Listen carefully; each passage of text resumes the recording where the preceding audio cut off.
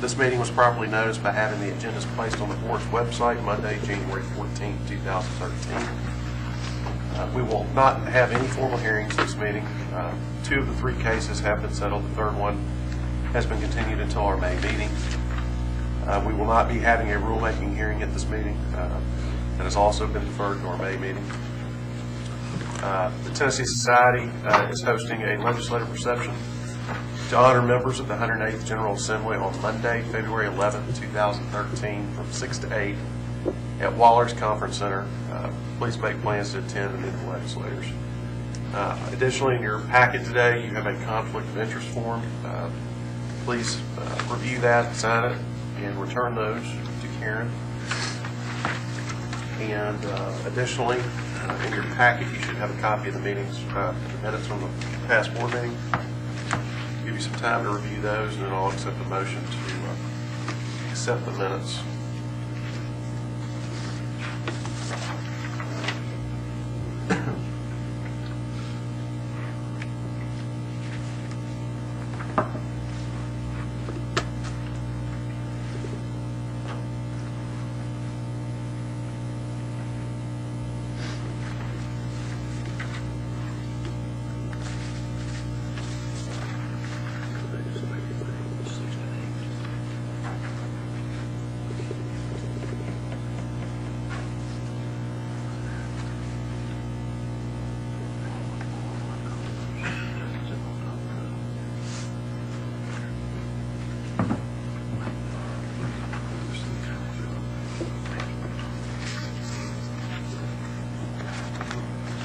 Do I have a motion for accepting the minutes? So moved. Second. Properly motion, proper second. Any discussion? Having none, if you will accept the minutes, please answer in the affirmative. Aye. Aye. Minutes are approved. We'll move into the NASBA committee reports. Board Effectiveness and Legislative Support Committee. We had as I told the board during the last conference, I believe that this is it's an old committee. They've changed the name, they've changed the function. It's now the Board Effectiveness and Legislative Support Committee. We had our first meeting by conference call on December 19th, and we were informed that the focus of the committee has changed, and the committee will now be focusing on developing strategies to assist boards in their efforts to improve their effectiveness, and also to help the NASBA Director of Legislative and Governmental Affairs in developing a strategy and developing, helping him with his work.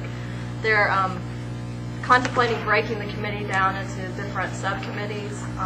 One such subcommittee or task could be helping to monitor different legislation, and I believe it's in the states that would affect state board of accountancies.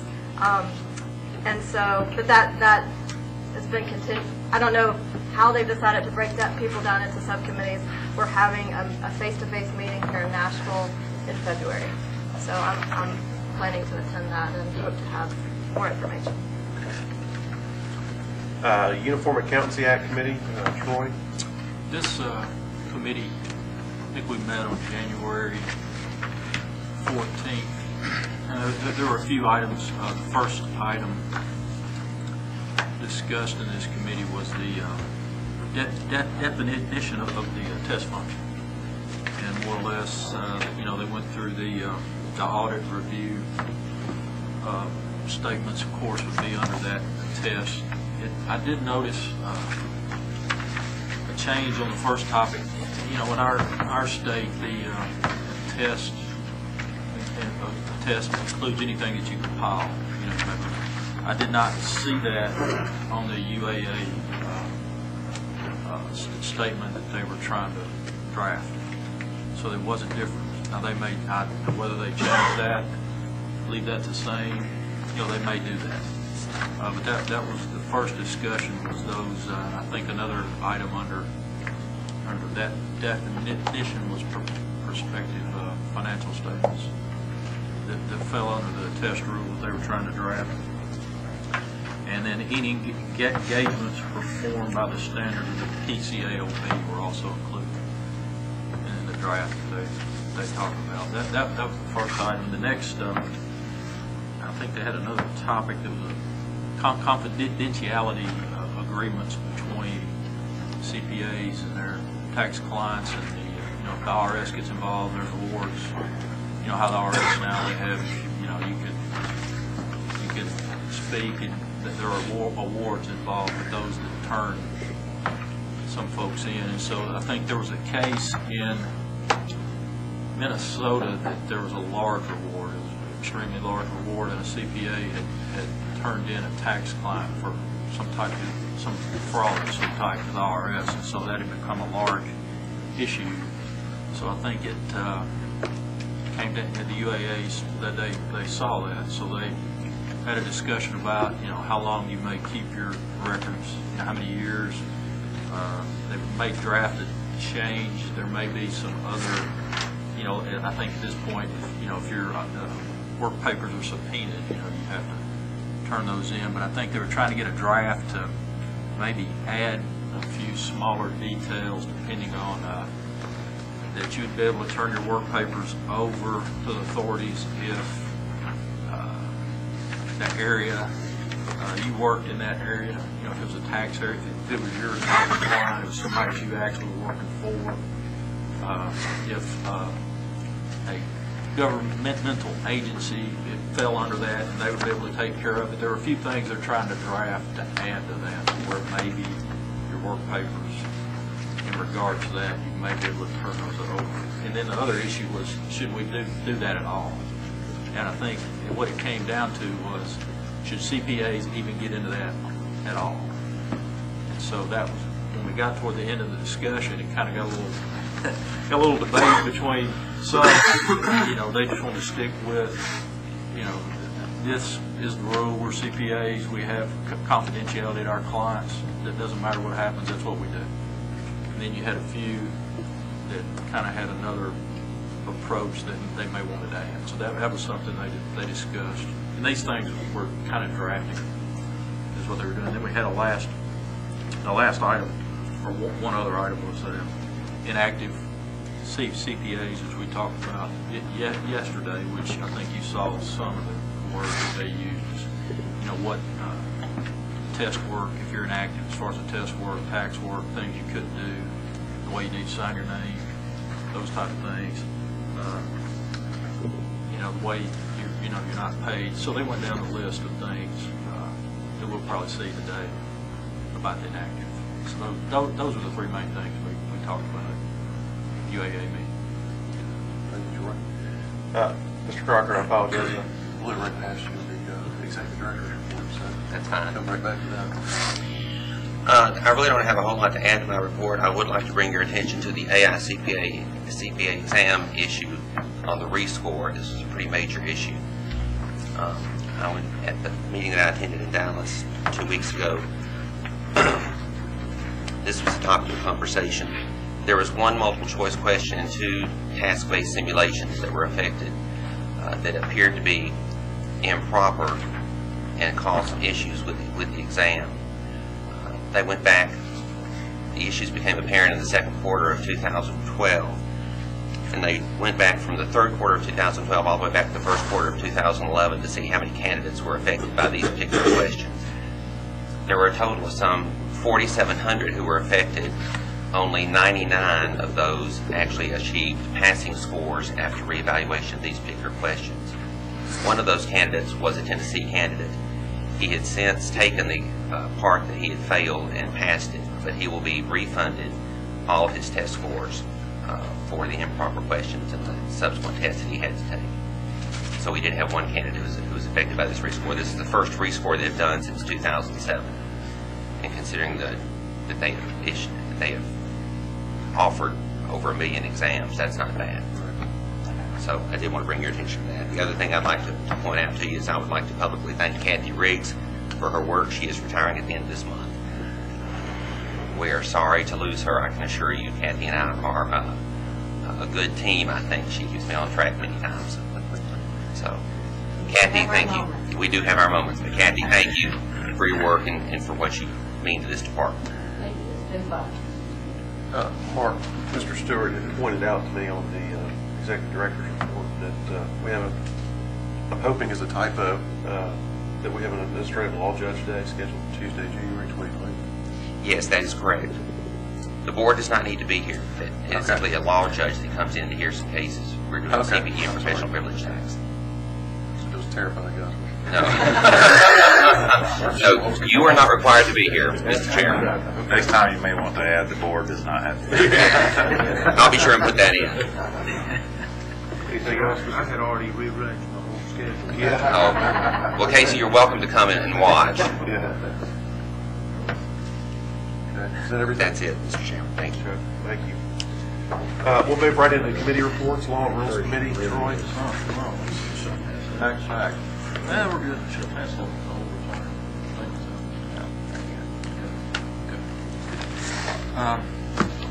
Our committee yesterday, the larger issue that we talked about was inactive status for those that have that are CPAs, and I think we talked about the statement on maybe how we could change that. I think we have, I'm not sure it's in the rule book, but our retired status is what we've been, kind of the standard we've been using. And I think we talked about that over the last maybe year, trying to get the words right on our retired status. So we came up with a inactive status. This is something that I'd seen the statements over the last 2 weeks that was a little change to it. It didn't have so much of a tier status to it. CPAs, you're either active or you're not. And then the standards were more or less the same. So at the beginning of the committee, I think we agreed that maybe we could change that to an active status. And I think we added when you turned age 65, you were exempt from annual fee. If you were inactive, at that point, you were exempt from, I think, the annual fees involved. Now, does everybody have a Proposed rules. okay? Yeah. I think Chris has been kind enough to word this correctly compared to the way I'd written it. And so I would like for everyone to maybe just to kind of take a brief chance to read through those statements that we had looked at yesterday. If there's any questions or anything about that you'd like to add or take away.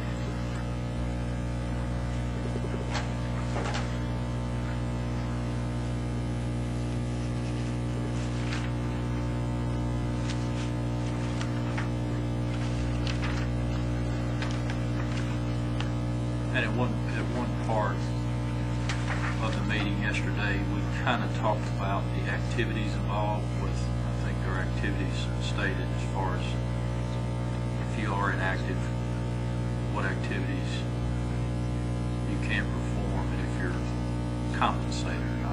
It all kind of fell together. The statement.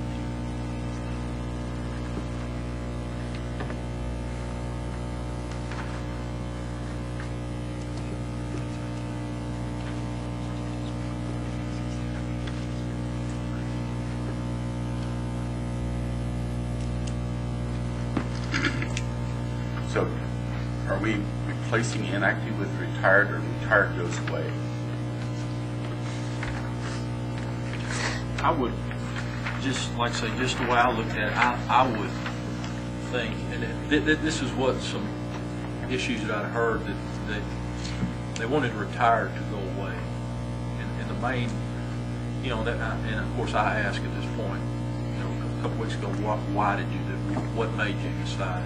And they said, well, really, if you think about it, all CPAs in here, you probably will never really retire. Because no matter where you go, you'll still be a CPA to everybody that's around you. It don't matter where you're at, if you're at church or club, or golf club, or tennis club, or wherever you're at.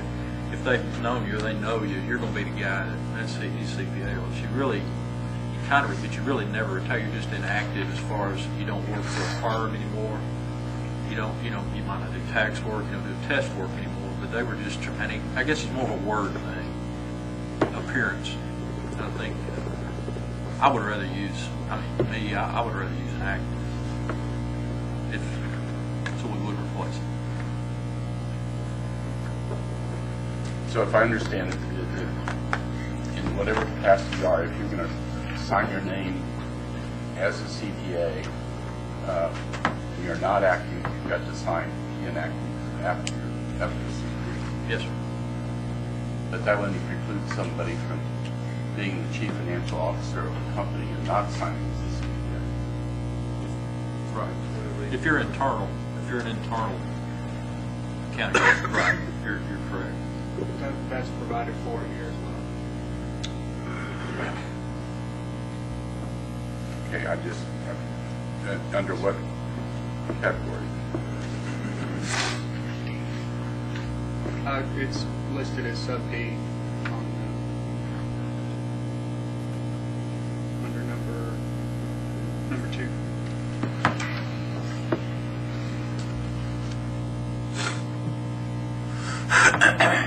Okay.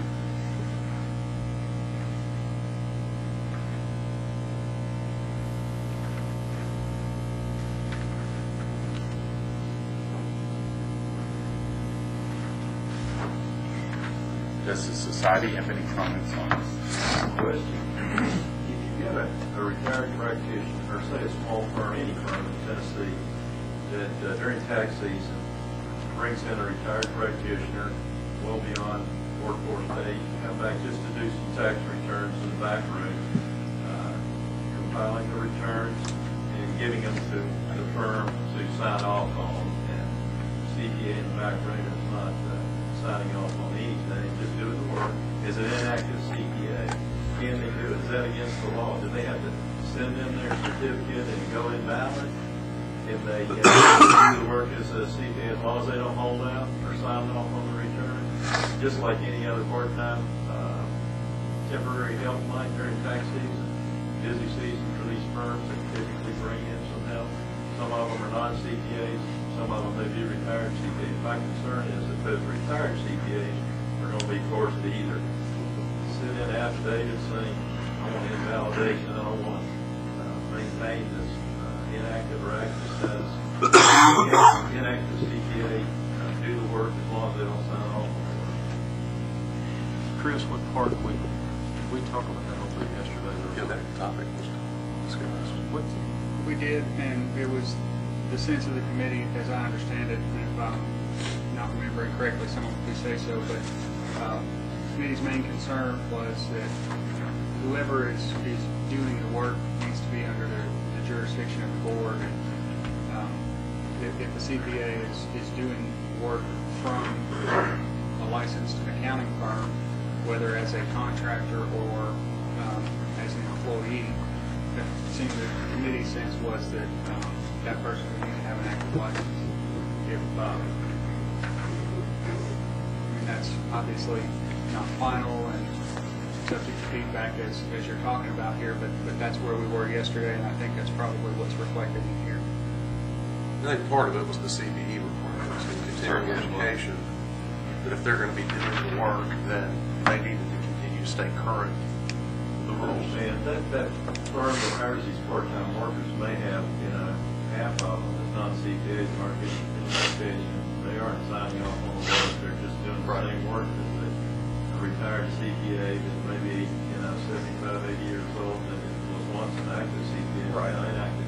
So we're going to ask these inactive CPAs to either go active or turn in their certificate and go invalid, in essence, disassociated with the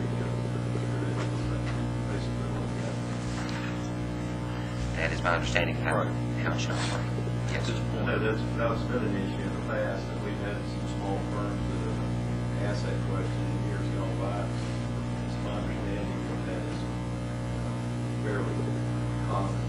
I think once you're under our umbrella, you stay under our umbrella. I think it's kind of That's the way it's. a conversation, and then the education piece, I think, was probably paramount with that. That is the full compensation. Right, exactly. And not internal. primarily for your own company. You can do the tax return for your company if you're retired or anything, whatever. But if you're being compensated by a licensed firm, you don't have to probably. That seems right.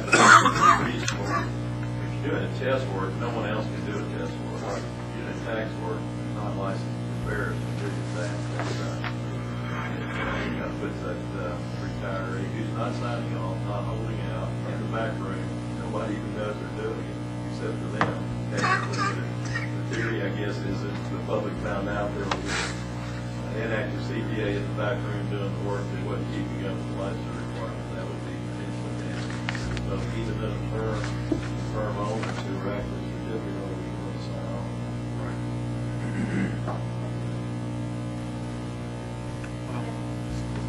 My understanding you added to handle the H&R block type. Correct. That's correct. The distinction there being that, H&R Block is not a licensed firm permit holder, don't have to get a firm permit, and as long as the person who is working for H&R Block meets the conditions set forth in that subsection, they'll be able to do that. So that's kind of the distinction and the dividing line, because H&R Block is doing tax prep work, which, as you just mentioned, unlicensed tax preparers only can do. So that's kind of the compromise for each.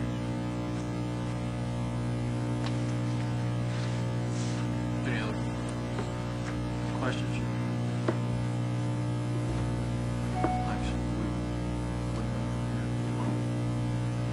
Is this going to be part of the rulemaking hearing today? It should be part of the rulemaking hearing. Do we need to do anything today on this? What I'll need is a vote to. Sorry. What I'll need is a vote to authorize the rulemaking hearing and the board's approval, tentative approval of this language for the rulemaking hearing process. And after this meeting, in the very near future, I will get started with the process of that, getting it over to the governor's office for their initial look-see, and then they'll get it back to me and get it to the Secretary of State. Hopefully that'll all get done in enough time to get us back here on these rules in May. Do you have a motion? Yes. I have a question before we all go to vote. The rule about the examinations, that all scores should expire 10 years after the last passing score is earned, that to me says I passed all the exams 20 years ago. Now I want to be a CPA, so I take one exam. Or the old exams for the other three categories remain. Is that the intent of the board?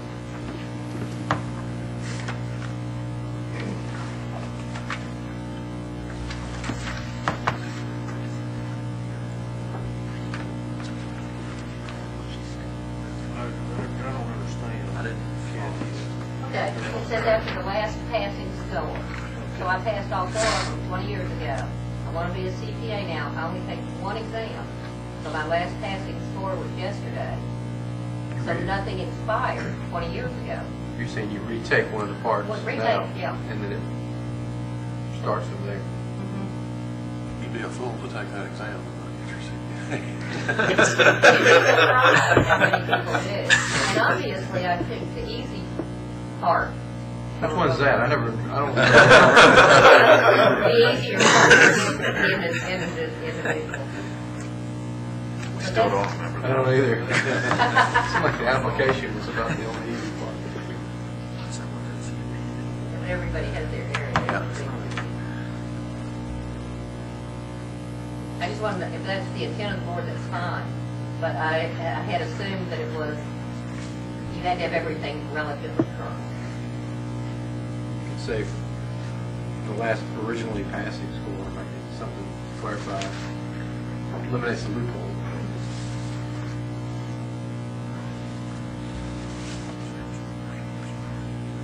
Sure, if that's what.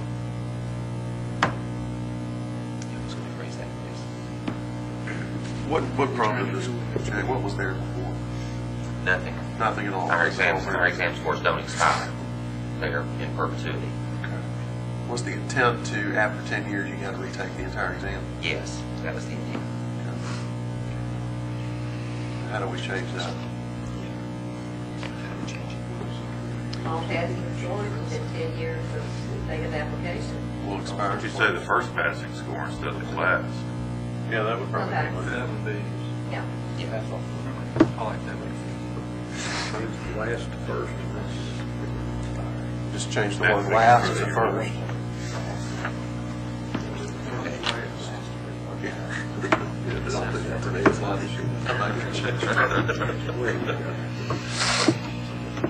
Kathy, you said there's a lot of people that pass that don't?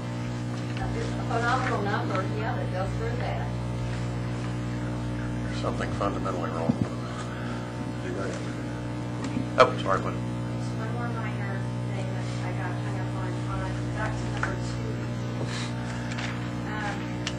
The last part of the sentence talks about, shall not be required to take biennial license, but it will be required for active license. That's that one. Should that say inactive or active or inactive? It should just say licensees.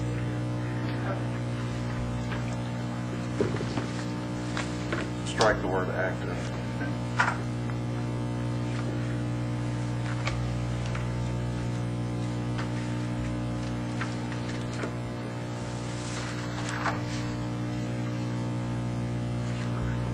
Is there a motion?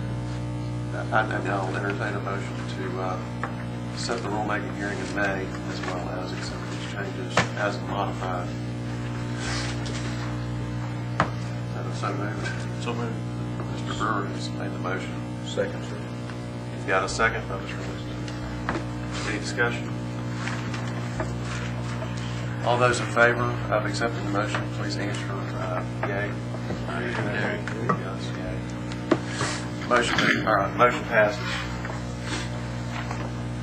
We did speak about a few of the items that were more or less deferred. I think we talked about the financial report framework for SMEs that I think is a change that they've been working on, and it's more or less will affect smaller companies that are not required to use GAAP on their financial statements. But I think the final, and you correct me if I'm wrong, it's somewhere in April or May of 2013 is what they're shooting for, to have maybe some more definitive ideas about how it's going to work. I mean, they've got a brief out, long, really extensive brief about it, but it's a non-authoritative at this point.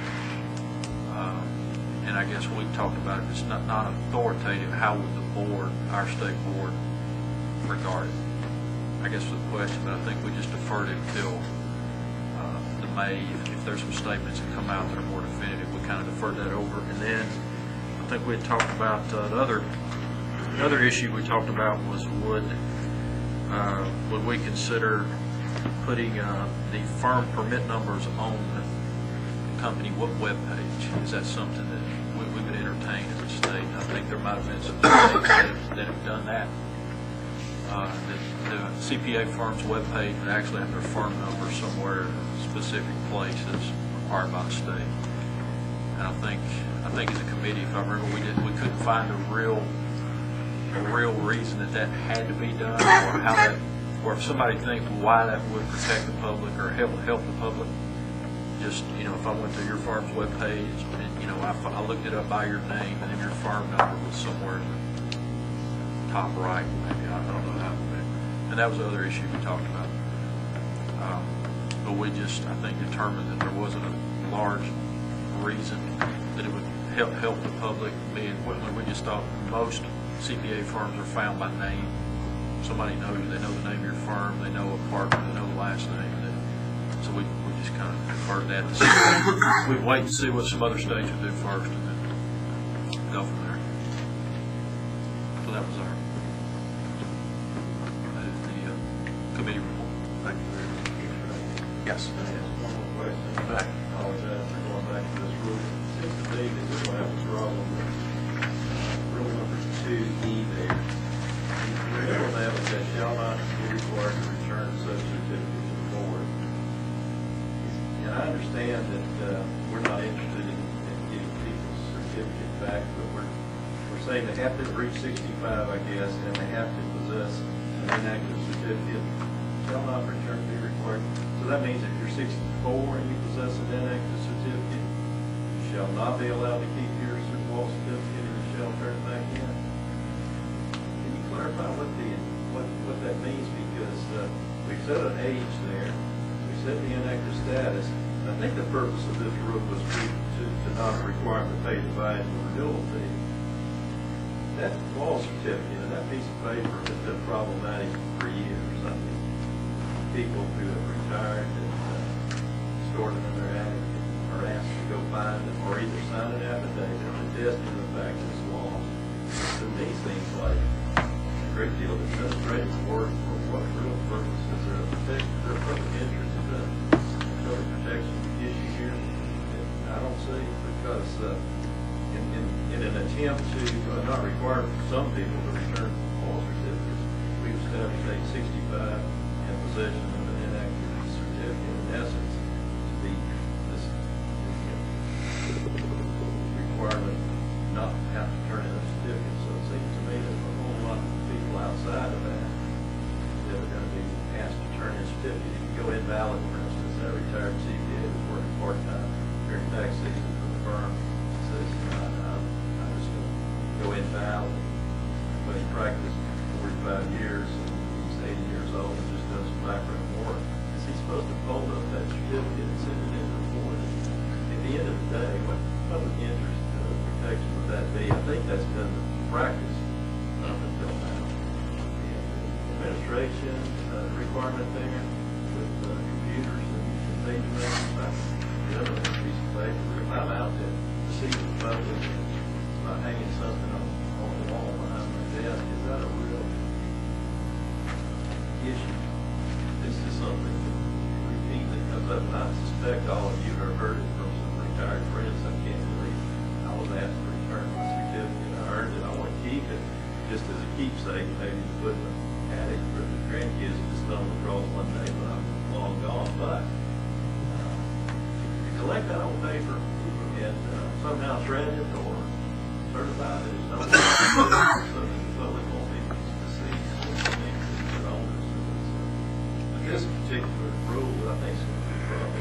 If in fact we expect only those not to be required to return such certificates to the board, so everybody else is required to. I'm reading this. Does this mean anybody that's 65 and older? So if you're 65 at the point you become inactive, you're allowed to keep your certificate.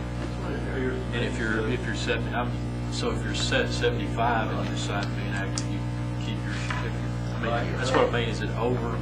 I'm reading. That's how I'm reading it. But if you're 60 right. and you're inactive, Then you return right. I see. That's. I want to make sure I'm reading it right. same. I think it infers that anybody under 65 has to return their certificate If they go inactive.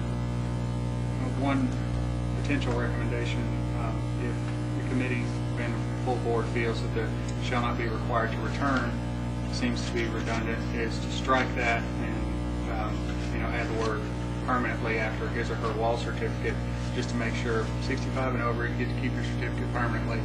Strike that part, and because really and truly, Brad, you asked about the public interest portion. The cases on which we are most interested in getting people's certificate back are folks who are either suspended or revoked as a result of that, because we don't want folks who have already committed violations for which they were disciplined severely enough to take their license away. We don't want them to still have that certificate hanging around to deceive people to think that they're still an active licensee. So, Couldn't that be easily be made part of the disciplinary process, though, if you identify that person as part of finding them or issuing any other remedial action by the way they want your certificate in? it typically is. Right, that wouldn't have to be in a rule, but would it? Couldn't that be a board action? Yes. Part of the requirement? I just see a lot of practitioners out there, and they're really three statuses. You got active, you got inactive, and then you got that invalid person that learned. But if they pass the exam back in the 40s and they want to keep that certificate in the file for the grandkids, is that a public protection issue? I don't know. It seems to be onerous in the administration and collecting. What we do is when we collect them, I guess we just tear them up and throw them away. Yeah.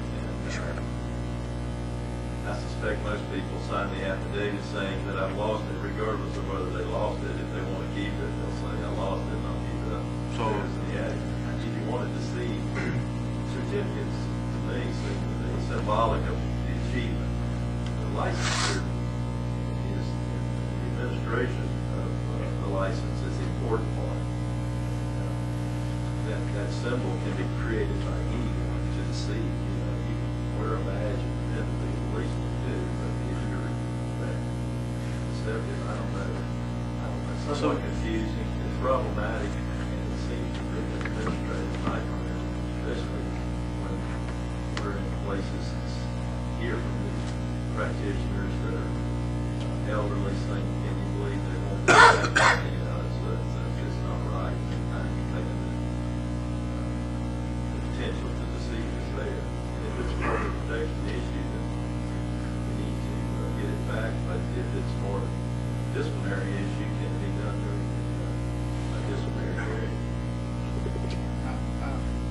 I defer to the will of the board on this, but I would be fine amending E to just take out the part about keeping your wall certificate, and if the board just doesn't demand the return of the certificates unless it's part of the disciplinary process, I think the board can do that on its own motion and its own discretion as part of the disciplinary process, and just let this E section talk about the license renewal fee only. I think the bigger question is if somebody under what circumstances are we requesting the certificates currently other than disciplinary? If they're expired. If they let them expire. Yes. And they keep them Yes. up, then they're getting to keep their certificate, right? Exactly. So in order to accomplish your goal, as long as we remove anything in here regarding the certificate keeping or turning it in, that should accomplish the goal. That's, Right. there's no other requirement like that paper be returned outside of the disciplinary hearing. The board seems to think that needs to be a part of the disciplinary process. Well, then I would suggest we remove shall be allowed to keep his or her wall certificate, shall not be required to return such certificate to the board. And Leave the rest of it. then everything that basically what it's going to say is a certificate holder is 65 years old or older, possesses a certificate of inactive status, shall not be required to pay the biennial license renewal fee required for licensees as set forth in these rules. I'll take that as an amendment, motion to amend our previous. Motion to amend. Jennifer has a question. No, the attorney on this. No, I'm not. I'm confused. I'm sure there's. Let me wait till he. I just have a quick question. So are we taking out this rule replacing, are we taking out the way that somebody can become active, return to active status? Because that, it looks like that's in the current,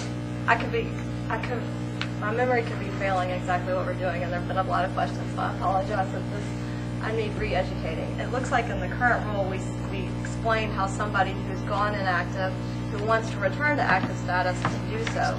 And I just question, has that been omitted, or is that going to still be part? That's a good question, Jennifer, and Mark pointed that out to me earlier. These proposed changes are only the new sections. And Okay. There's, That's gonna if stay you look in your somewhere? book on page 60, sub B, down toward the bottom of the page, Uh-huh. that sets forth the process from going inactive back to active. Oh, so that's a B, that's a standalone B? Is that No, a B under that's three? part of the existing rule, and Uh-huh. it's going to stay in Okay. there along with these proposed new So- changes here. These sections are replacing sections, they're just adding new sections. Is that- Well, A is going to be replaced, A so that'll is- be like an F, Oh, yeah. or I'm gonna have to, renumber. based on what Mark pointed out to me, I'm gonna have to do the renumbering and keep that section B. Okay. But when I originally drafted these, I was only thinking of, what's new and put that in, so I apologize for the confusion, but that does not take out the section about how to go from inactive back to active. Thank you. Just have a proper motion on the floor. Did I have a second? Second. Law was a second. Any discussion? All those in favor say aye. Aye. Motion passes.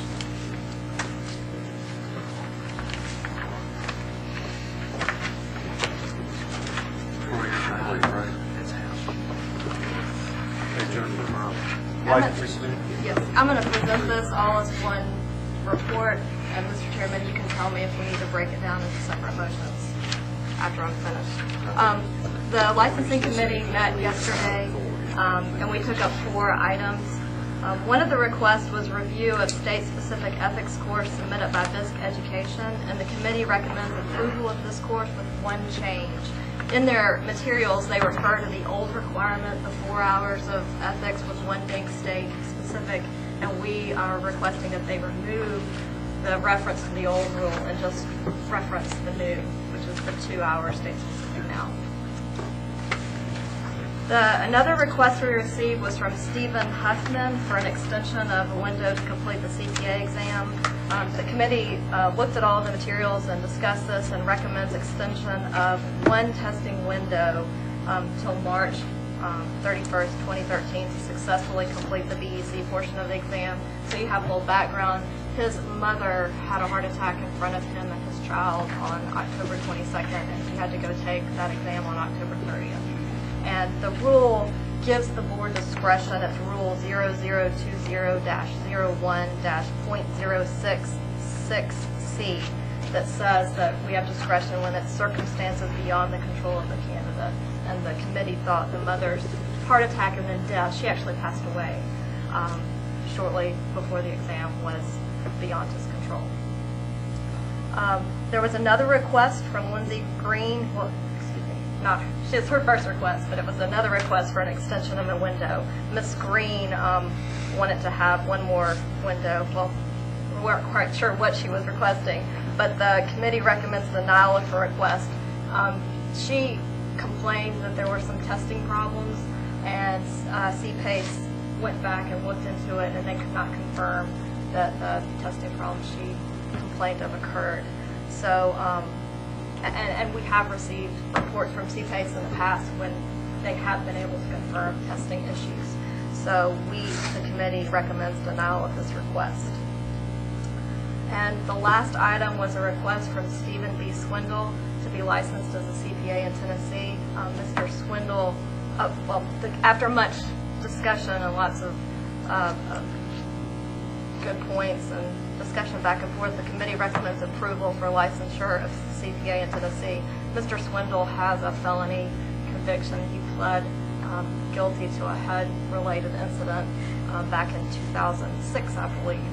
And on the application, there's a question that asks if you've been convicted or, remember, the language is, in the past 5 years, have you been convicted of a felony? And he circled no, but he went ahead and provided this information about this prior incident. He actually, the court did not, he pled guilty. He was not required to be incarcerated. He was on probation. He completed that early. He paid all his fines. He's served out yes, he's restored. And the board felt that he ought to be given a chance. That, you know, we looked at the fact that it was a HUD. It was a housing where it was a loan situation where with HUD, he did not realize that when he took a HUD loan, you couldn't lease the house or rent the house to somebody else, that you had to actually own or occupy. And he was part of this with a real estate agent. He just wasn't educated about the HUD. We looked at the fact that it wasn't an embezzlement or something of that nature, that it wasn't an attempt necessarily to defraud the public. We also considered the fact that the board in the past has allowed licensees that have had a license and then been convicted of felonies after they served their time, paid their dues, gotten on the right course to actually come back and get their license back. So after that discussion, the committee recommends allowing him to receive a license. Any questions on any of those? Mr. Swindle might consider changing his name.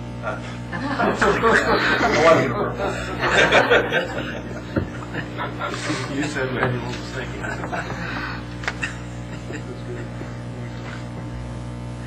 I see no reason we can't pass this as a block recommendation. Is that wrong? That's fine. Do I have a motion to accept the committee's recommendation? So moved. Mr. Alexander has made the motion. Is there a second? Second. Mr. Brewer seconded. Any discussion? All those in favor of accepting the motion, please signify by saying aye. Aye. Motion passes. Mr. Chairman, can I Yes. say one more thing? I just want to personally thank Dr. Riggs for her service to the board and especially the licensing committee. She gets our materials together, puts it together in packets. She gets it to us well in advance of the meeting so that we have time to go through everything. And she has worked with me and answered all my questions. Since I'm not an accountant, she also serves as a great memory for the committee, and I thank you for all of your help. And wish you all the best in your retirement. Thank you. There's the rules better than we do. All right. I'll jump right into, does anybody need a break? It's 1:30, offered up. We're going to have to do that. Am I good? Okay. Executive committee met yesterday we discussed several items. First on our agenda was the reviewing the financial information and the budget for 14. Everybody's got this, don't they? Yes. But we had made a few modifications to this. One of the major modifications is taking the fees down from 60 to 55 on an annual basis. It's the 110 that you see in the rules now. We've been running some pretty hefty surpluses over the years and felt that it's probably time to give something back to the profession and not keep accumulating these surpluses to the degree we have. So I'll allow for some discussion on that. This is something we've been talking about for a long time, it seems like, with the fee stuff. So as part of this budget, we made some adjustments in this budget to travel expenditures and things of that nature. We nixed one NASPA trip, a Hawaii trip, which we felt was not something that would not be looked upon favorably by state government. Probably would not have gotten approved by commerce and insurance anyways, because they have to approve anything that's outside the continental U.S. So didn't feel like that would be an appropriate trip. So that was a $12,000 budget line item. We struck that out, but or that, I guess it was 12 originally. And so we made some modifications there. That was really the main modification. Also reduced the line item third-party professional administrative services by $10,000. And that was related to the peer review oversight. Right. Reduces, I guess, $30,000 expenditure in there, 30 to 20. So the committee really approved budget B. Budget D, I'm sorry, that is correct. Out to the right. And we're still projecting a surplus. You cut expenses more than you cut the revenue that comes in. I feel like our reserve increase would have been significantly higher. I think what we've done is we have cut a little bit of the expense. Mark, you have to tell me, I can't remember, how do you quantify, is it the difference between 115,066 or 600 and $75,000. yeah, 75 grand. So we've actually cut the revenue more than expenses. But we have such large surpluses, or we have had large surpluses, that it's trying to minimize that surplus. Question? Yes, sir. Are you recommending it for approval? I'm inviting discussion first. Anybody have any questions, then we'll accept the motion. We do need to pass this. Commerce and insurance needs our budgets in place fairly quickly from what we were told yesterday. So I will be asking for a motion to accept the budget as presented.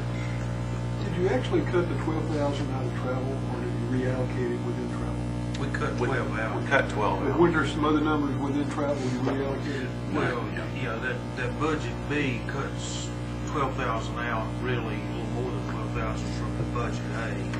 So yeah, you're right. I mean, there was a little. There's some other stuff in it. But when you look at budget A there in the proposal, the travel expenses in budget B is $14,000 less than what was in budget A.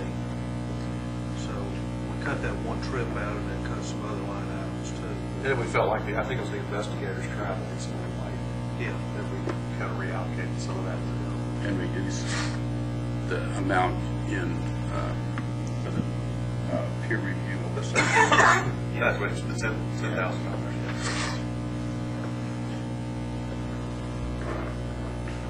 The question I have, even though I was at the meeting,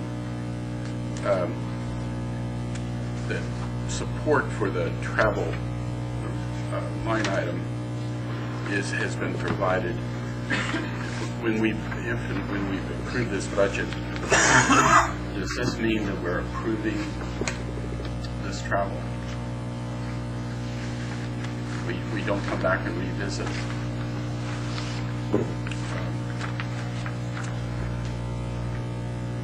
NASBA meetings and the like. I believe the NASBA, we had settled on it, the Chicago trip we felt was important. No, I agree, but the detail and support of the 64,500 are, in essence, are we approving? We're approving the 64,500. Are we approving the detail behind that? I think what we're approving is the budget piece, Right. not necessarily the fact that we can always come in under our own budget. I agree. Just approving the 64,500. Right, yeah. Why do we need to approve an excess? Revenues in excess? Why do we need to? Why do we need to budget profit? Well, I'll tell you this, in the past, it has been approved and passed with no profit shown. But the history and the experience has proved that we were making significant surpluses every year.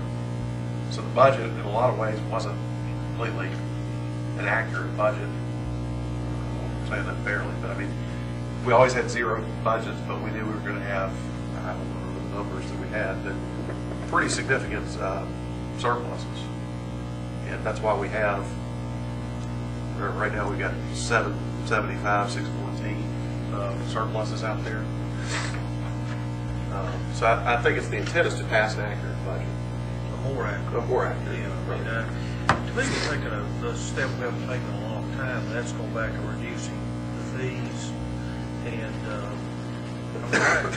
if we do that, I mean, revenue's pretty well set, and it's a function of fees times number of licensees. The other things in here, Henry, as we talked yesterday, there's a big, about 80% of that total expense part of the budget that we don't have any control over, unless, I mean, salaries we could, but that means cutting people. I mean, but once our staff's in place, we've got 3% raises in here anticipated, which is what we think the state's going to do.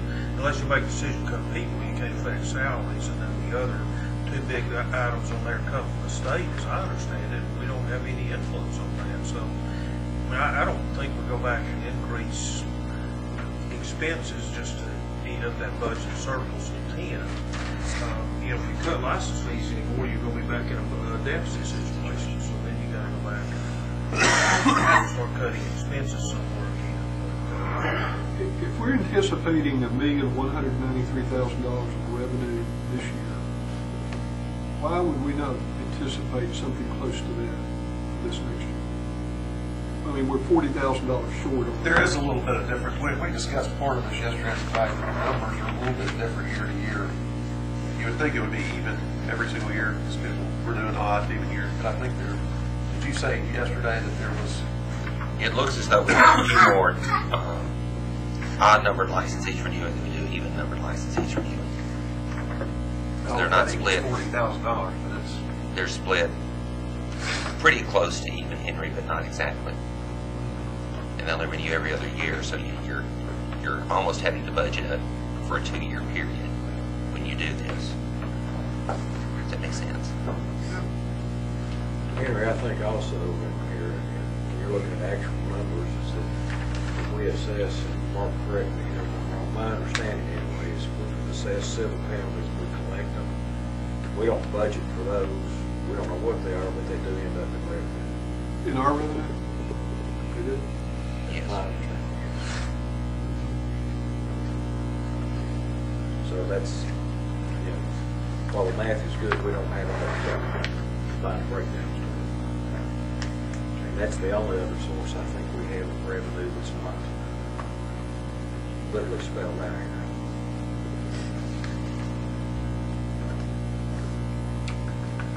Yes, sir. Those of you who have been around for a while know that Bill likes to beat the budget to hell. And I think it was very significant, and I appreciate Mark providing the executive committee with 3 budget options with supporting detail. And I think that was very helpful. I think the executive committee had a very robust discussion yesterday of various details in it. I think that the budgeted expenses have, I'm sure there's a better word for it, a considerable fat in it. And at the end of fiscal 2014, I predict that we'll have a surplus in excess of $100,000 again. So that on a cumulative basis at the end of 14, we would be approaching $1 million in reserves. But I think that we've made in recognition of the significant progress we've made supporting the expenses and not just pulling numbers out of the air as we might have in the past. I think we're moving in the right direction. I voted against the budget yesterday, but in the spirit of compromise, which is unique in government today, I'm going to vote for passage of this budget. Voted against it before. Is that correct? Budget. I see what you did there. Yeah, exactly. Budget B reflects a $10 decrease in the fees.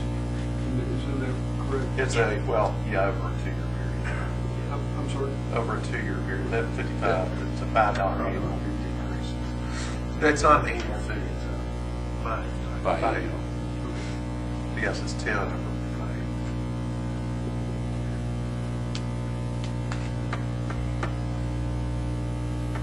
Mr. Chairman, that in and of itself will require a rule change. That will, that was in on, was that in the proposed rules? It was. It's on the,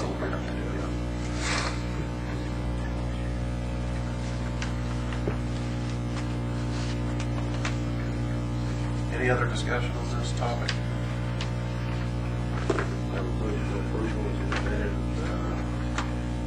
Budget B with the $5 fee reduction. Okay. I have a proper motion. Do I have a second? Second. Mr. Stewart has seconded. Any discussion? One thing that just to point out, I don't know if I'm reading this right, but just looking at the salary and longevity compensation numbers, I assume Kathy makes up a large part of the longevity compensation just because she's been here for a long time. She doesn't have to go down with her retirement. You'll hire somebody that's hadn't been here as long.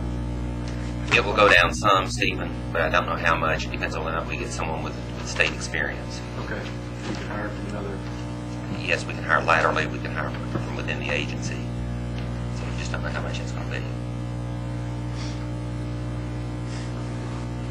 Any other discussion? Hearing none, please signify your response by saying aye to accept budget B. Aye. Motion is moved. Budget B has been approved.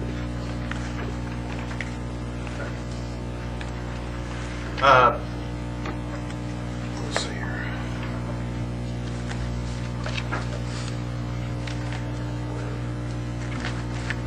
We also had a pretty robust discussion of the ethics course presentations in regards to the fact that we provide free of charge to any group containing 10 or more people. We will provide free of charge ethics training, whatever you want to call it. We'll go out and teach an ethics course to anybody that's got 10 or more folks. there's a lot of discussion on, is there a more efficient way to deliver this product? Should we raise the limit from 10 to a higher number so that, you know, we're limiting some of our travel, we're limiting some of the things. So it's just a general a discussion.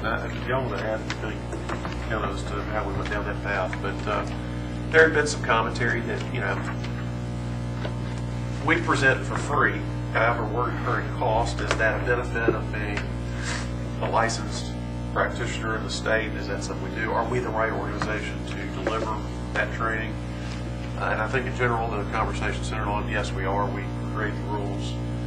We enforce the rules, and therefore there's probably nobody in a better position to talk about these issues. I think the comment came up as why we need to call this stuff ethics, when really what it is it's about the rules, how people comply with the rules. And so I guess where we ended up was, yes, we're obviously in the right position to do this.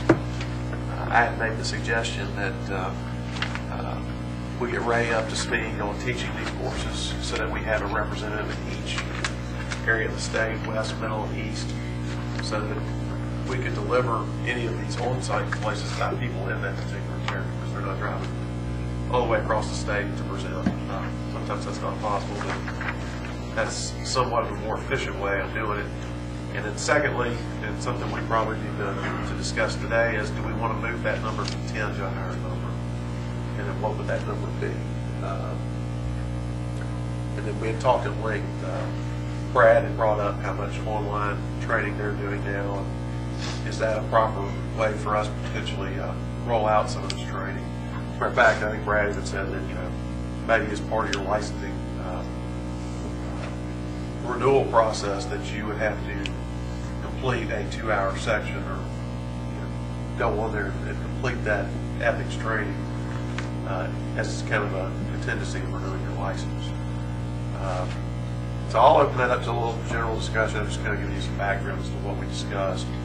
I think our group felt yesterday that we probably should raise the limit from 10 to a higher number. I don't know that we actually came up with a number as to what we thought would be proper. But I'll entertain any discussion that anybody has on this particular topic. So right now, if somebody a firm of 10, for example, wants to have someone from that who are coming through the ethics program at no charge, they're coming to it. Can you approximate the number of sessions you provided last year that had attendance, of course, greater than 10, but less than 20? I can't. I didn't count many. In fact, I think the sessions that I worked this year tended to be much larger than in years past. The only small group I really had was the Department of Revenue, which was, next door. Right. So, You're not going to tell them that. When you say larger, I mean, what are we talking about, 30 or? Well, just like when I was at Kingsport, at what? 110. Okay.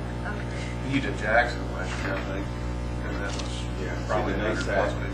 right, the 4 NASAC things are all well in excess of 100. So if we raised it to 20, you would be excluding 40 groups. I think 20 might be a good number. I guess my thought there is, a lot of firms are smaller than 20, but they can partner with other firms. That's right. If you get that number too high, they don't will get people. Right. To do it. So those 2 or 3 small firms could get together and meet the 20 requirement. What about the small firms that are located in the rural areas versus the metropolitan areas? It seemed like the metropolitan areas would be a lot easier to pull together 2 or 3 firms to get to the 20 number, where the rural areas might have a problem doing that. I think it's a problem, and there are pay courses out there that are available. I'm not saying they're not available, but I'm just thinking in terms of what the state board would be offering. Not provide internet options. Well, that's a discussion, and we don't really know the cost to put that together, how that would work necessarily. The $45, you can go online with the Tennessee Society of CPAs and get the 2-hour course. We talked about yesterday, was asking Mark maybe to give this thought or research or see how it can be done, but I think what Brad was talking about, I never thought of it, is just as part of your renewal process, that you would have to complete a 2-hour video course that will be obviously put together by the state. And you complete that course and then you can renew your license. So it's a great idea to me, but you still got to, I would have a question. Why do I need to do that if I've already got 4 hours? You know, there has to be some vehicle there to let you bypass sitting in front of the computer for 2 hours if you don't need to. But that would be, I mean, a great way to deliver that if the cost is not prohibitive or there are not other problems with doing that in government standpoint. I think we ought to ask Mark to do that. Motion or something. No, we a formal motion for that, but just a direction, we just Come back. research it. You know, we'd be happy to draft something up for your consideration using the guidelines that you have for the presentation.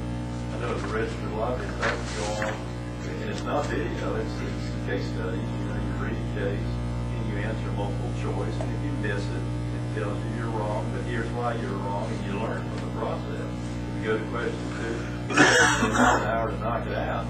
When you finish, you get a little certificate, you print it off, and then you register yourself. You've done it all at one time. For this to be a part of the licensure renewal requirement, it could either be video with a PowerPoint. We can do that for you. We can put it together. So we have a studio. We have some good speakers. We can get Mark or whoever you want. A PowerPoint. If you want to sit in front of a video watching, listening for 2 50-minute segments, or do some case studies, give you instant feedback.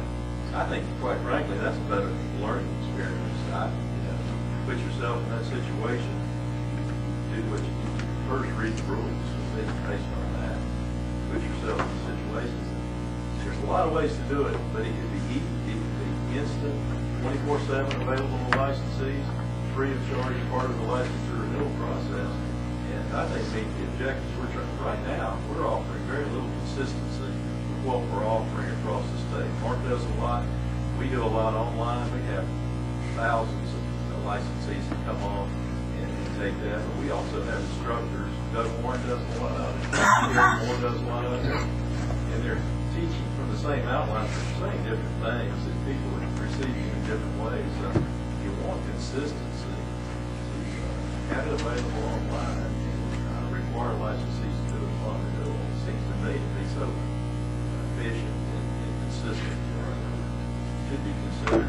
And I never state that wherewithal to get it done, but you would like for us to take that all over the next few months, draft something for your consideration. You can do it as you see fit, but licensure renewal is such an easy way to do it. Now, outreach is a separate topic. I quite frankly applaud the board for reaching out to the practitioners, the licensees out there, talking a little about what the board's doing, what they need to be thinking about, why the law is, or what the law is, and would encourage the board to continue to budget for the participation in larger conferences, conventions, meetings, firm visits, otherwise, because there's a clear value there to the licensee, raising their awareness. But this particular 2-hour flood, just to me seems to lack consistency and efficiency in delivery.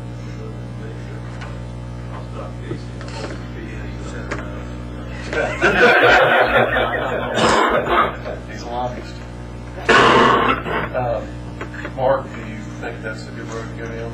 Let them put something together? Sure. I mean, if Brad's willing to put something together, then let's let them do that, and I'll get with our IT staff and see what we can put together. Okay. It'd be nice to have some options. Sure. We don't need to reinvent the wheel, but yeah, whatever y'all can share or do, that's probably the best thing. Certainly. I got a quick question. How many do you say a year do you go out and do of these on-site for continuing education presentations? How many? Yeah. Yeah, I I mean, is it like 20 or 30 or like 5 or 10? She's actually got all of Numbers. them totaled up because she's got Mark and I right all of them together.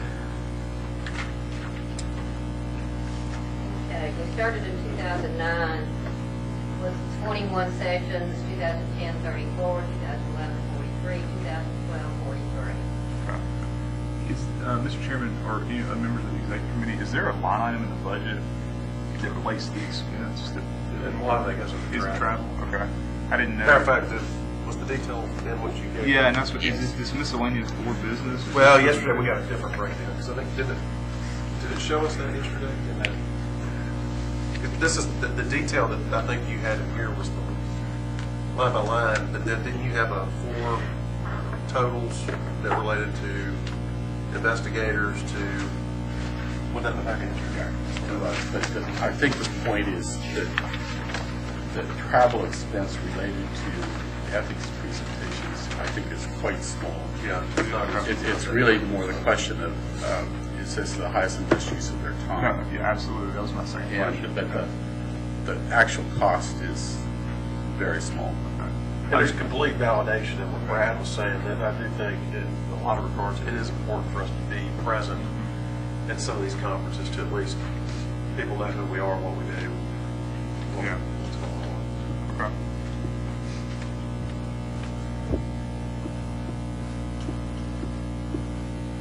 Do we actually need to raise the number, or do we want to just let that set until we get more on this other motion? I would go ahead and let that go. Well, do I have a motion then? Sorry. I move that the minimum number of participants be moved to 6. Have a motion, I have a second, any discussion? All those in favor, signify by saying aye. Aye. Numbers been raised from 10 to 20 to do on-site presentations.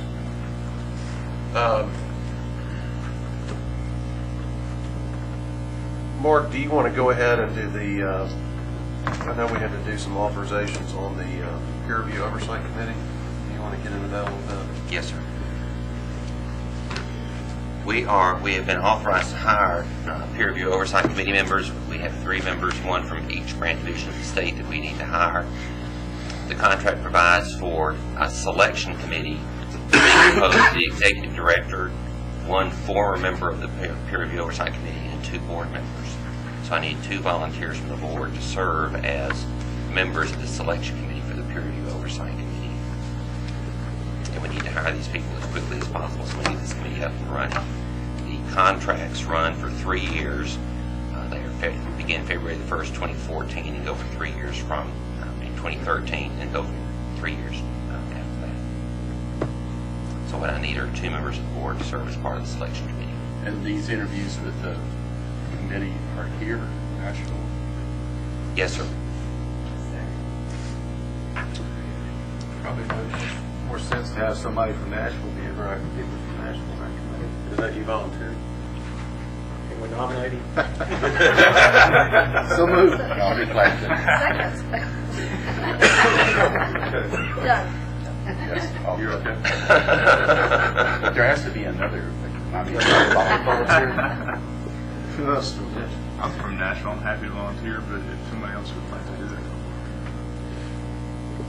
Gabe? and- We agree with that. I think it'd be fantastic. Yeah.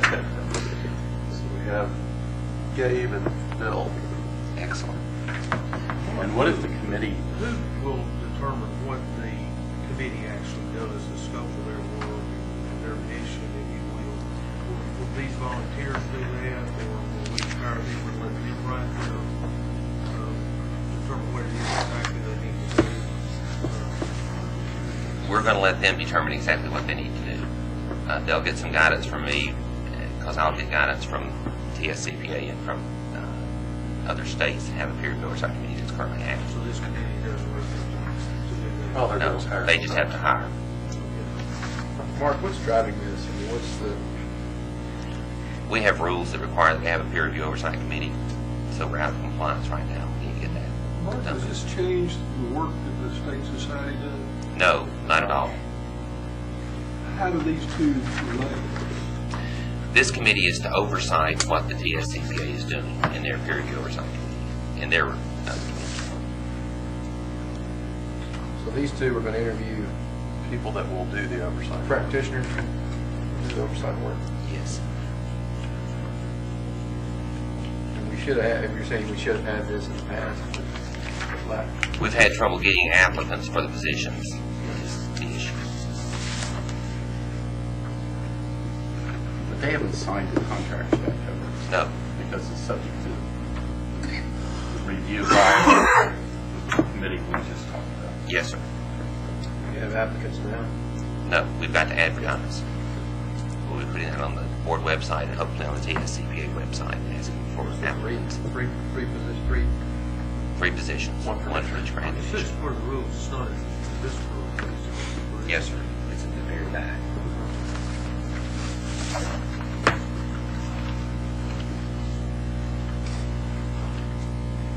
Rule 0020-6, I believe, is the deals with peer review.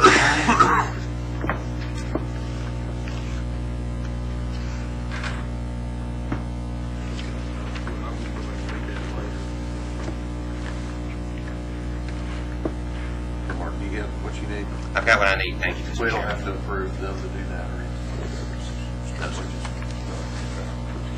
right? Let's see here, and then we had three people who asked for our endorsement to the NASBA vice chair position. And the executive committee felt like we really didn't have enough information on these folks to make an endorsement.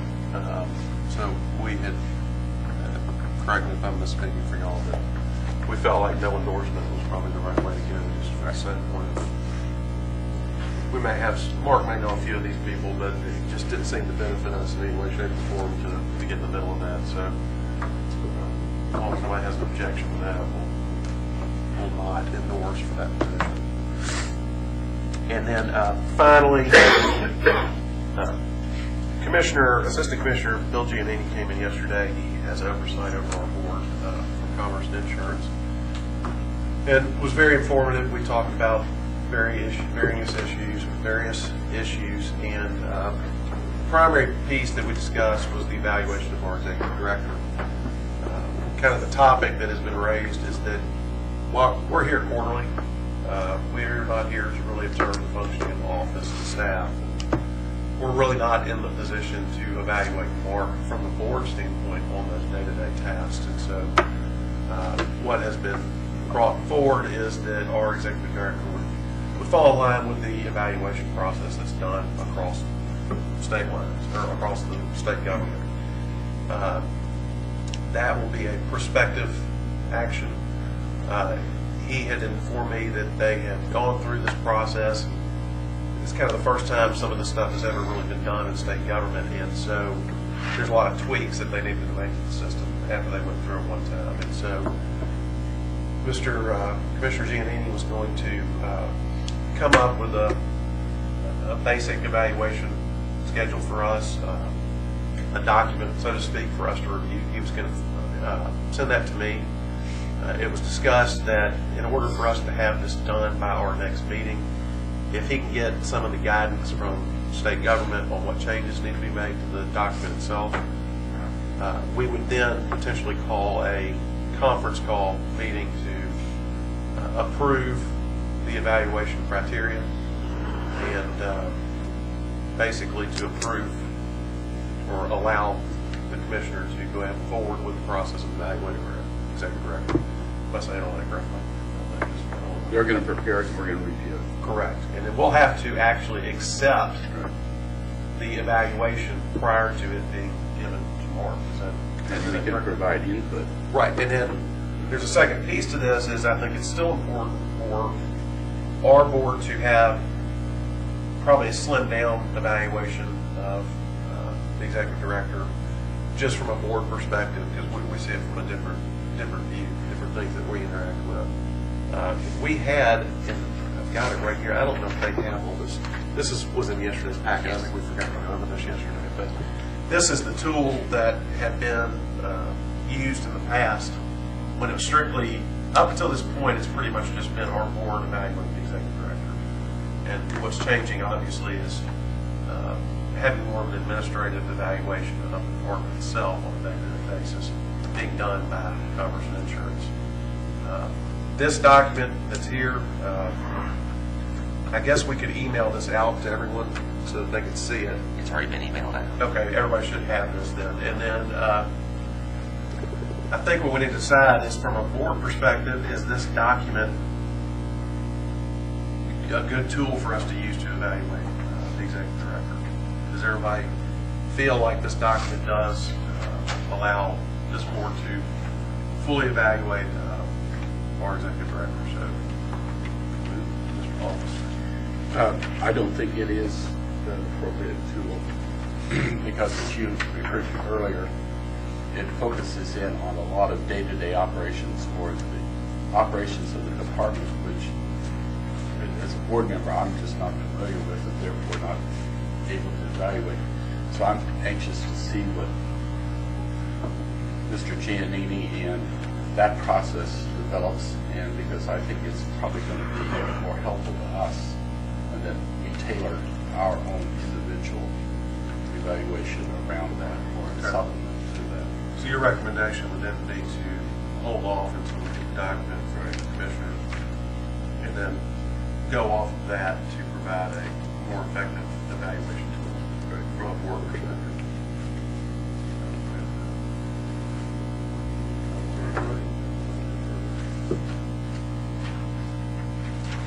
Anybody have any comments, questions? So be expecting, I guess, here, I think he said it would be a couple weeks at a minimum before he would get the directives to alter their documents. So hopefully here within the next month, I'm hoping that we'll have this conference call. Can we do it on March the 15th? Would that be good for you? Perfect. Let's just do it in person. Anyways, but that will be a document hopefully we can circulate prior to the call and people can review, and then we'll try to streamline that meeting as fast as possible so we can have that done before the next meeting. Right, who will that actually come from? If we're not supposed to release it to Mark, he's the only one that can communicate with us individually, the board. Would that come from That's actually a really Commissioner good question. Giannini? He was going to send that document directly to me, if I understood that yesterday. I guess I'm not technically allowed to directly communicate with the board, am I? No. You can go through misconduct. Right. Just for the record, caution to board members not to talk outside of school about this. I mean, everybody's certainly free to review whatever documents they get, Trey from Mr. Giannini and everybody else from Ms. Condon, and form whatever impressions, opinions, feedback you'd like to have, but any board member to board member discussion would have to wait either until the next call board meeting or until that conference call meeting that we will have to avoid any violation of the Open Meetings Act. Can Mr. Giannini not communicate directly with us? He can, certainly. I mean, if he Individually. If it's a, yeah. He it's not can't a, send something to the board? he could send something out to the board, but once that's sent out, you and Vic couldn't get together and talk about it, because that's either making a decision or deliberating toward making a decision, and that's contemplated in the Open Meetings Act, so that's not permissible. But maybe I'm not explaining this just right, but things can go out to you guys individually, and feedback can come back to people who are not marked, in this case with the evaluation individually, but any board member to board member discussion can't take place until conference call or call board meeting. it has to be properly noticed. That's right.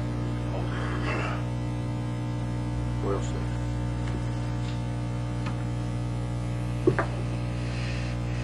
Pretty particular. I would observe, based upon my prior experience, that we interpret the open meeting laws far, far more rigidly than it's done throughout the state. It's just an observation. That's what we're here.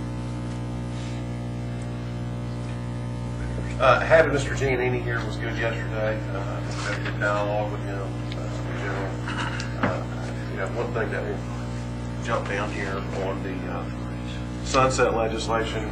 We asked him specifically about that, and he anticipates no problem with that process. We offered all the help, forms, anything we needed to do, but he said, I think you're fine. I don't think you need to worry about it. So with that, unless anything,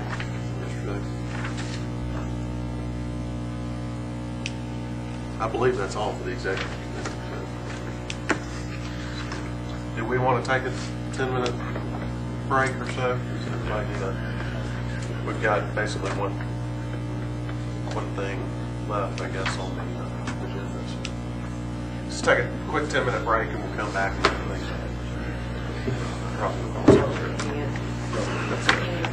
I think we've covered these two. Okay, let's go ahead and reconvene. I have a little housekeeping note.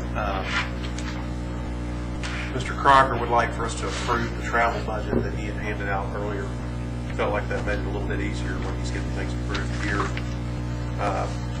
One of the things Mr. Bluffus just suggested was that we put travel as a normal review item on our agendas for the quarterly meetings, so we can review and revise when things are made known to us. Meetings come up and things like that, so we can discuss those. But you should have the document. It's travel plan FY14. I'll let everybody can find that. But I'll need a motion to actually approve the travel budget. I'll move approval of the travel budget, subject to out-of-state travel being reviewed with the board at its quarterly meeting. Have a proper motion. Do I have a second on that? Second. Okay. Mr. Roberts has seconded. Any discussion?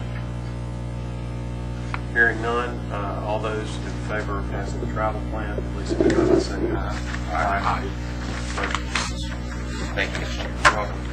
Last committee report, which hopefully this might be the last thing we discuss, but probable cause committee, Mr. Royston.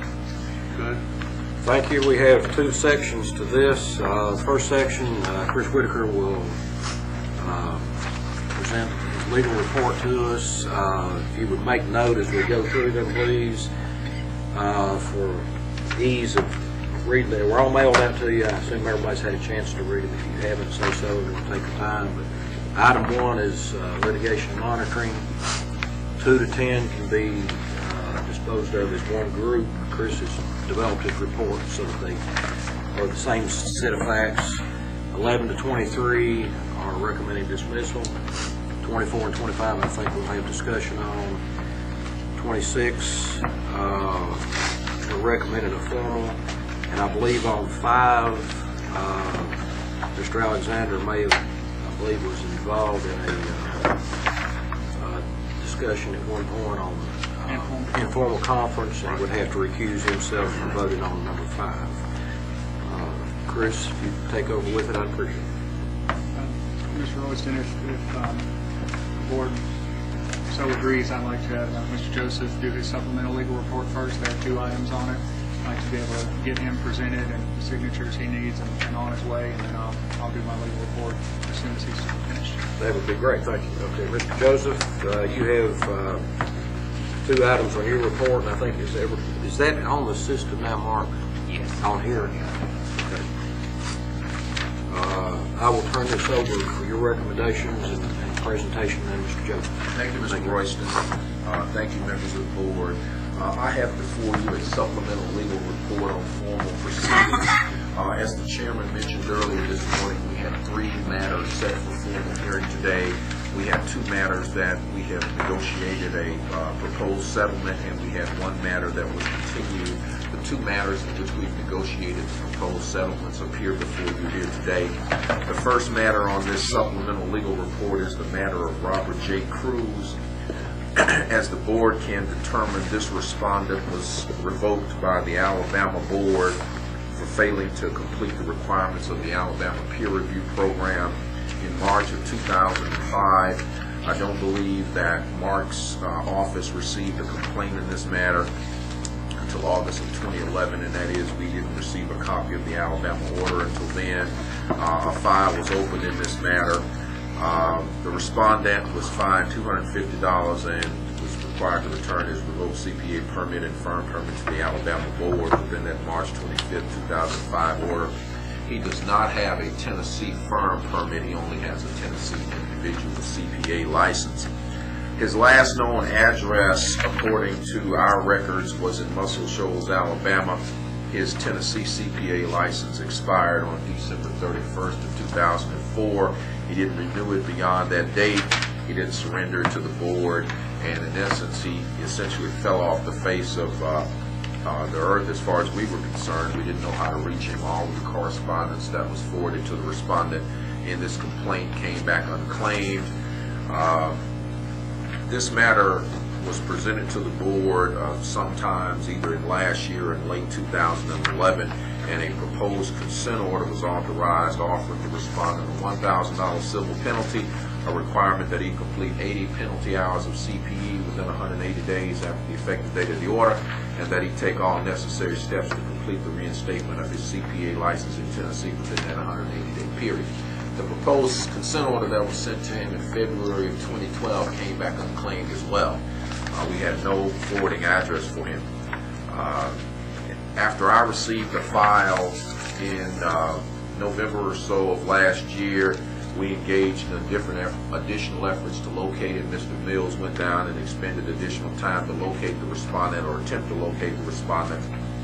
And due in part to the additional time and effort expended not only by Mr. Mills as our investigator, but by me in terms of preparing and having to file a notice of hearing and charges, we have negotiated a new settlement with the respondent in which the respondent has agreed to pay a $1,300 civil penalty.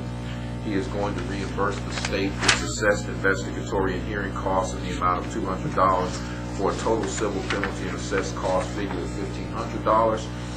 He's agreed to obtain the 80 penalty hours of CPE within the 180-day period, to do everything that is required by the executive director and his board in order to ensure the reinstatement of his license within that 180-day period.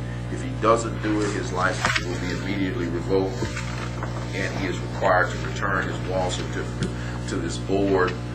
If in fact he changes any of his further mailing address, contact information, email address, or any other information that he has recently given us in early January of this year, he also agrees that he will be immediately revoked without the need of any further procedural steps. After I have spoken with the respondent in early January of this year, after Mr. Whitaker and Mr. Crocker and Mr. Mills spoke with the respondent, it appears to us as if the respondent is going to be compliant. He's going to comply with this agreed final order. And in lieu of proceeding to a formal hearing, I would request that the board approve this proposed agreed final order. And I have it here with me today. Thank you. The committee yesterday accepted that recommendation and make a recommendation to the full board to accept the agreed upon order and power the signing of that agreement. I have a motion. Do I have a second? So moved. Second. Alexander, seconded. Do we have any discussion? Hearing none, all those in favor of accepting the consent order signify by saying aye. Aye. You have the. Thank you, Mr. Chairman. Yes, sir. I have it here. I have another. I'll hand it over perhaps. The second matter we have is the matter of Mr. Ernest E. Choate, Jr. As the board can determine from the summary, the respondent was hired to act as a trustee for 3 family accounts in East Tennessee. He set up those accounts with a stockbroker sometimes in 2005 and 2006. In August of 2010, he was indicted by the grand jury for the United States District Court, Eastern District of Knoxville, for allegedly engaging in a scheme and an artifice to defraud his clients. He was charged with securities fraud, wire fraud, and money laundering in violation of cited U.S. Code provisions. In January of 2011, the respondent entered a guilty plea to wire fraud, which we know is a federal felony. He admitted that he had fraudulently transferred by wire a check the amount of $672,000 from these 3 family trusts that he set up and that he was a trustee for.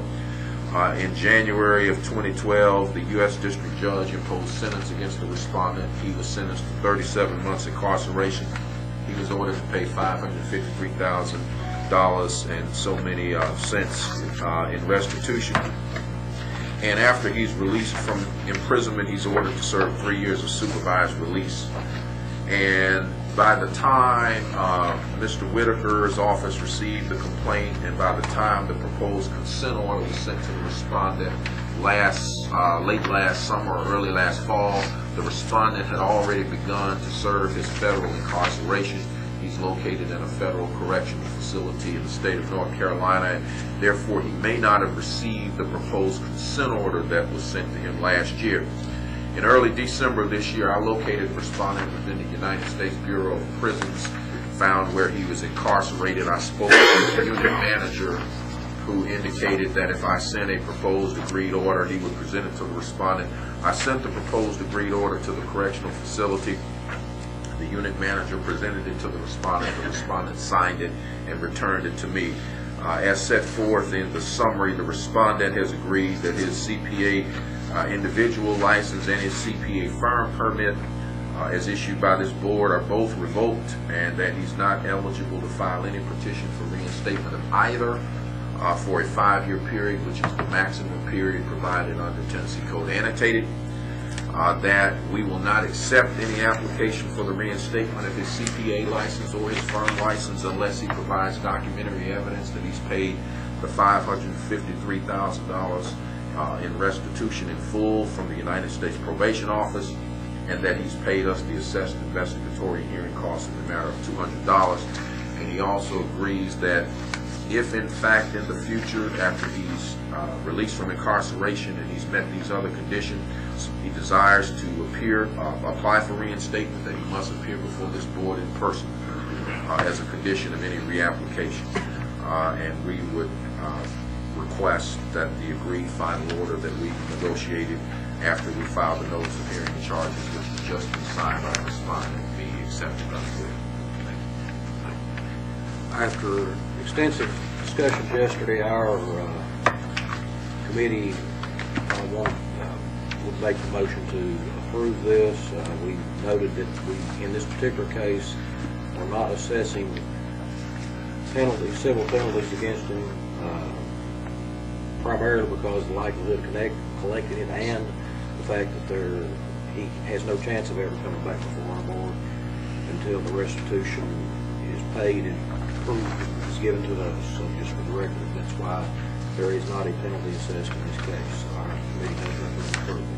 And we had a discussion about that yesterday, just the fact that we had a similar case in our last hearings in which somebody had embezzled money, more or less, and we assessed probably one of the stiffest money we've ever assessed at $110,000. And what we consider to be the difference, or what the board considered to be the difference, I guess, in this situation is the fact that this person has served time. That other person that we dealt with was outside of the statute of limitations, and as such, really didn't suffer that much in the way of consequences. And this particular person is being subjected to the rule of law. But do you have a motion, Mr. Royston? Yes, sir. We would vote to approve. Do I have a second to approve? Sorry. Mr. Roberts is seconded. Do you have any discussion? Hearing none, if you will signify by saying aye if you accept the motion. Aye. The ayes have it. Thank you very much, Mr. Chairman. I have the agreed order. Thank you, Mr. Joseph. Thank you.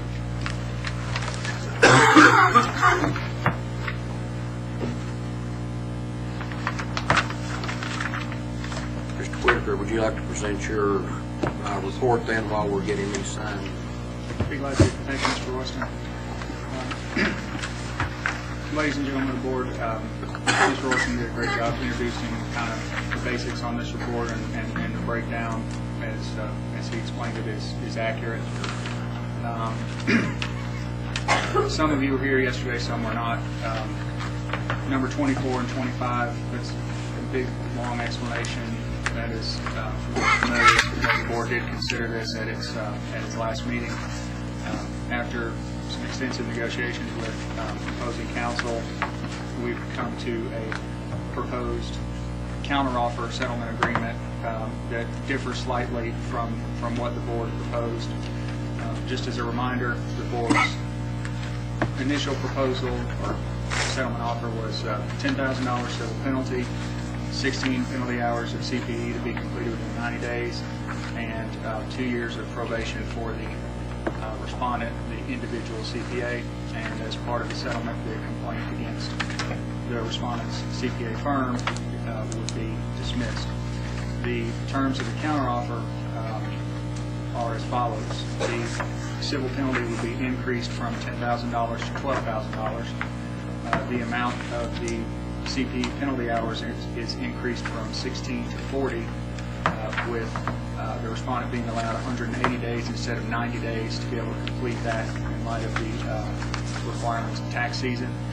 And then in lieu of the 2 years probation, that the respondent, the individual CPA, would receive a public reprimand with distribution of the notice of this order to a list of interested persons and agencies with a professional disciplinary interest in the licensee, and the provision about the dismissal of the complaint against the firm would remain as part of that order.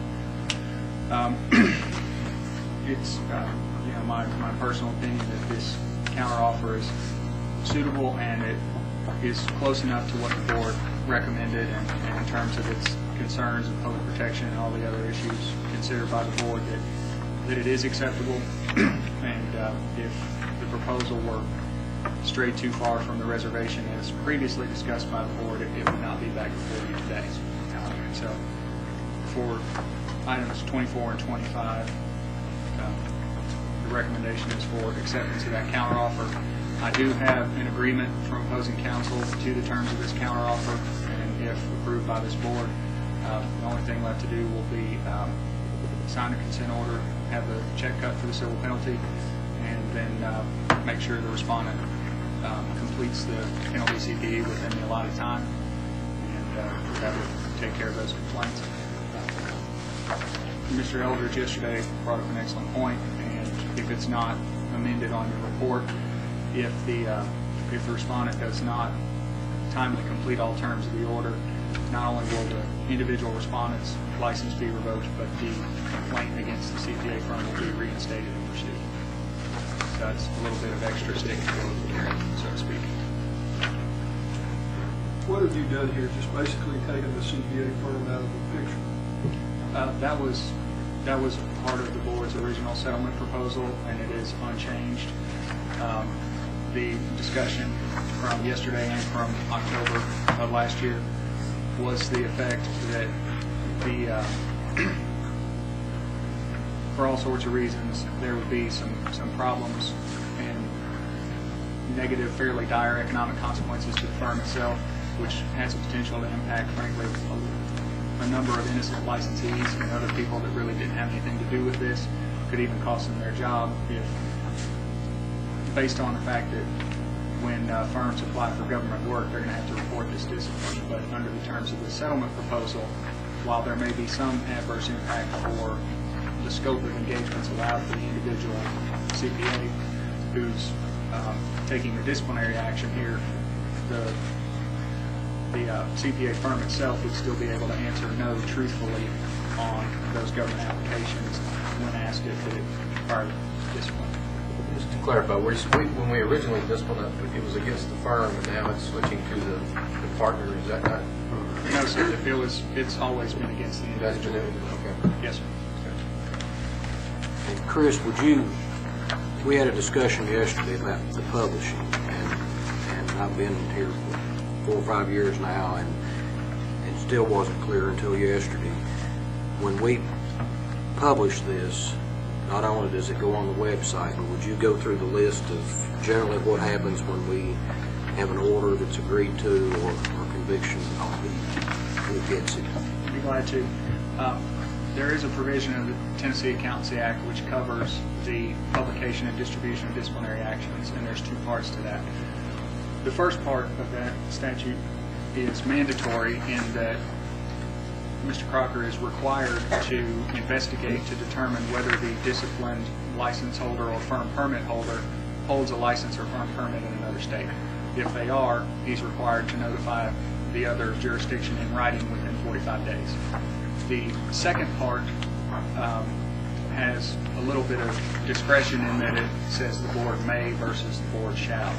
The first part says the board shall, so there's no real discretion when notifying other jurisdictions. But in order to establish some consistency in terms of treatment and policy and avoid any appearance of impropriety or bias based on who the respondent might be, Mr. Crocker came up with a list of folks who would get copies of this, and the list, as I understand it, is as follows. It would go to Christopher Garrett, who's a communications liaison for the governor's office. He would get it anyway as part of the disciplinary action report that is required to be filed by the department every month or so anyway, and which ultimately goes up on the website. Then we also have the IRS, the TSCPA, AICPA, Comptroller's Office, Chamber of Commerce, Better Business Bureau, and maybe one more. I don't have the complete list in front of me. That's it. And those folks, essentially what they'll get is a copy of the consent order with a cover letter, please find and close notice of the discipline against the mentioned licensee. And then from there, those entities or agencies can do as they please or don't with it. And that's pretty much how it goes. Thank you. I was not clear of that, and I know we had a great discussion. So, with that, if we can handle that particular consent order, or those the two that are there together, okay. Our committee was of the opinion that we would recommend and make a motion to approve the full order. Okay. I have a proper motion to approve the two items. That's 1 and 2? 24 and 24 and 25. 25. That's right. That's the back one. Number 24 and 25. Do I have a second on those motions? Second. Mr. Roberts is seconded. Any discussion? Hearing none, to accept the recommendation of the committee, please answer in the affirmative or by saying aye. Aye. Okay, that says to approve. Thank you, sir. And Mr. Chairman, for the remainder, my suggestion would be in line with yours to take them in bulk. The first item is proposed to be put into litigation monitoring because there's quite public civil lawsuit outstanding, and the allegations of the civil lawsuit are substantially similar to what's alleged here. And so at least for the time being, I think that's the appropriate status. Items number 2 through number 10 are recommended letters of warning. And then in the dismissal section, which is items number 11 through 23, 11 through 22, one thing to note that several of these are the professional privilege tax or CPE cases that were authorized by this board to be heard at ALJ-only formal hearings. Part of the issue with that is in order to go to formal hearing, you've got to be able to serve process on the person that is going to be brought before the ALJ. There are several of these items where, a couple are in-state, but most are out-of-state, and at least at their last known address. And the board has neither the authority nor the money to go out of state to investigate and try to find these folks. And so for these individuals, dismissal of the complaint is recommended, but it's dismissal without prejudice, meaning that the complaint itself will fall off the legal report that comes out every week and won't damage our age numbers. But the allegations are, the board's not precluded from going to pursue them again in the future, be it as a complaint or as a condition of reinstatement, whatever the board's prerogative is on that. If approved, this dismissal without prejudice would also result in these licensees having their license files flagged, so that in the event that they did show up out of the ether at some point in the future and wanted to renew, they would be required to, the way I've phrased it is to address the allegations. So For example, if they are delinquent in their privilege tax, they would have to either show proof of payment of all their privilege tax, or at minimum show a contract for a payment plan, which the Department of Revenue sometimes issues if licensees can't pay all at once. And so that would be required before they could get their license back. And with that, and then also item number 23, as you'll note, this is one of the consent orders. This matter was previously considered by the board and was referred for a formal hearing. This particular licensee, the formal hearing was supposed to be next Tuesday. Earlier this week, he paid a substantial majority of his privilege tax, including interest and penalties, and would have paid it all if the computer system would let him, but he's still working on that. As a result, he's agreed to an agreed order where he will pay a total civil penalty of $700. The board's original offer was $500, so he'll do the $500 civil penalty, reimburse $200 for the filing costs, and he'll have 90 days to pay the civil penalty and to provide proof of payment of the 1 year privilege tax that is still outstanding. If he fails to do so, his license will be revoked and we won't have to have a formal hearing. And if that is approved, I have the signature page of the agreed order for Chairman to sign before the Mr. Royce, I think that's it. 26. Number 6.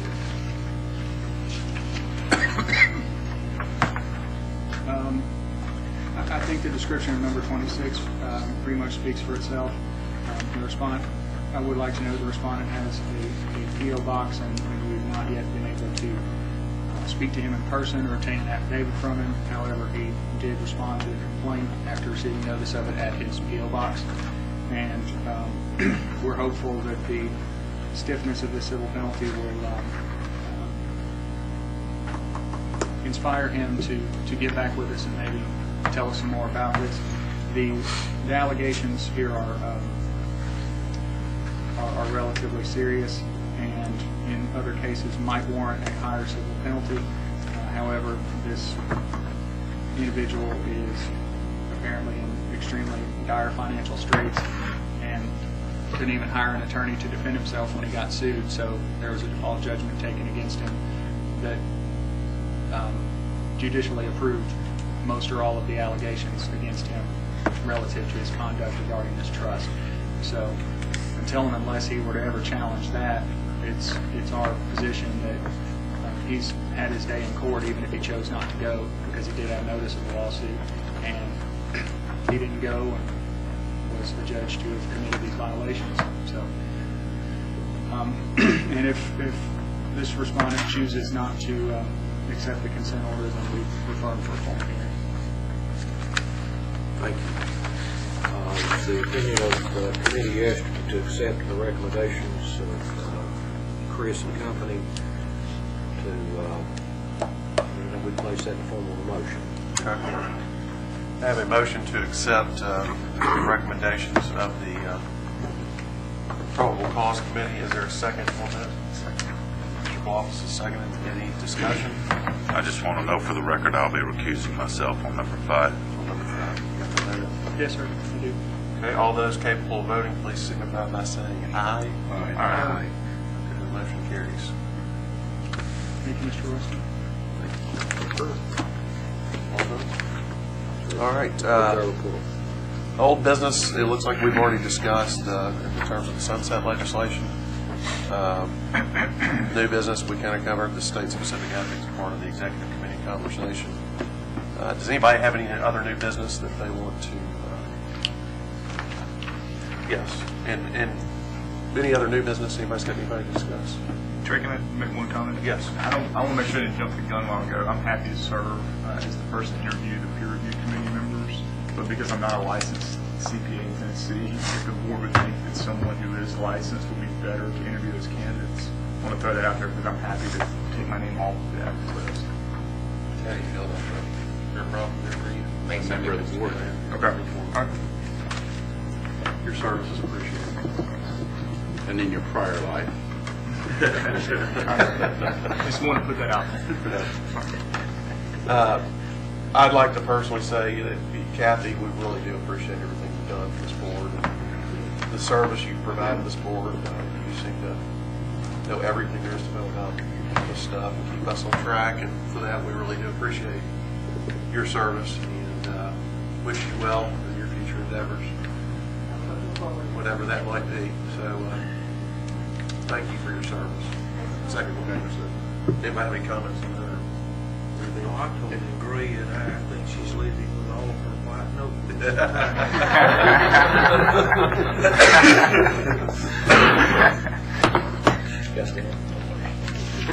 All right, being no other new business, I will just make a note to the board members that this is not normal to be done by 10 till 11. And don't hold that against me the next meeting. We're here at 5:30 on Friday. Repeat it. Yeah. We're adjourned. Thank you. Thank you, sir. It's called average.